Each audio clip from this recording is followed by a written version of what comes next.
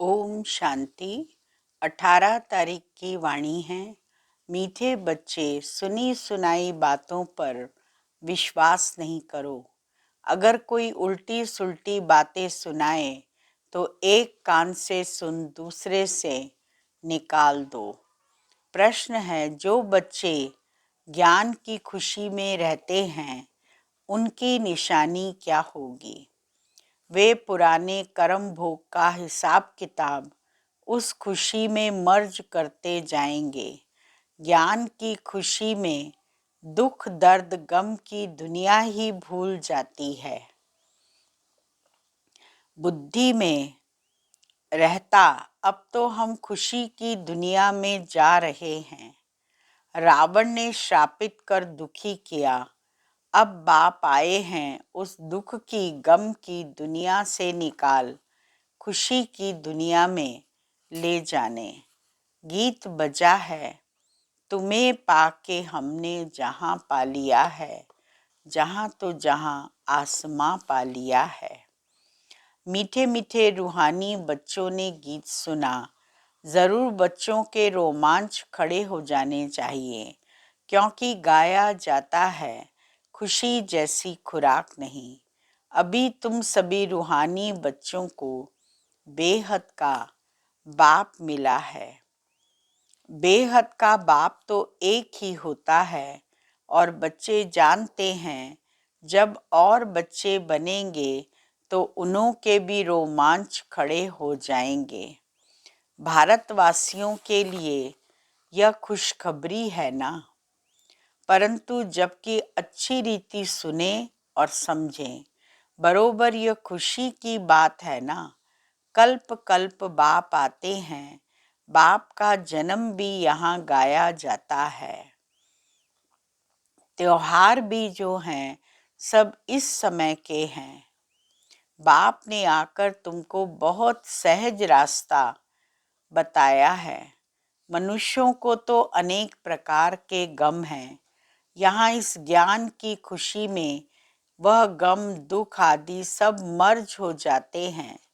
जैसे कोई बीमार ठीक होने पर आता है तो सबको खुशी होती है। बीमारी आदि दुख की बातें जैसे भूल जाती हैं। पियर घर, ससुर घर, मित्र संबंधी आदि सब खुशी में आ जाते हैं। तुम बच्चे जानते हो हम सब विश्व के मालिक थे, फिर रावण ने श्राप दिया।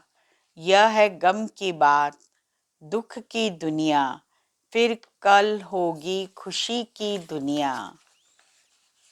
मनुष्य तो बिल्कुल ही घोर अंधियारे में है, तो घोर सोझरे में ले आना तुम बच्चों का फर्ज है।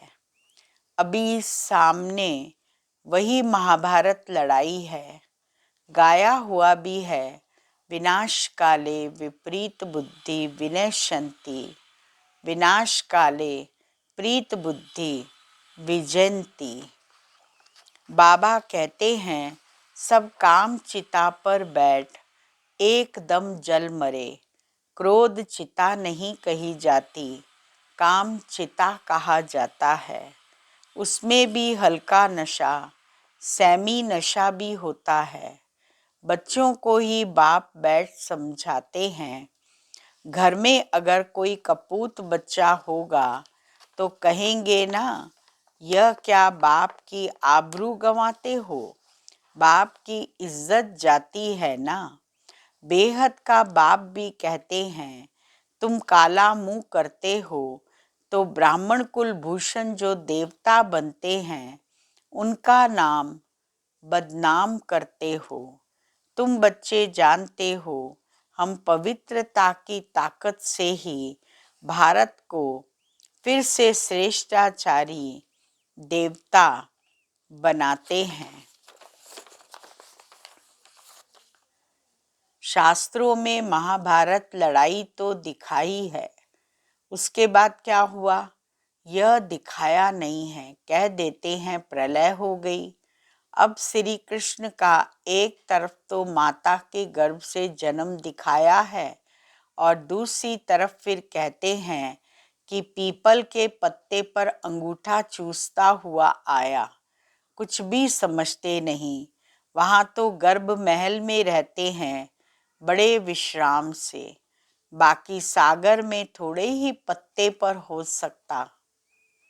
यह तो इम्पॉसिबल है। तो यह सब ड्रामा बना हुआ है।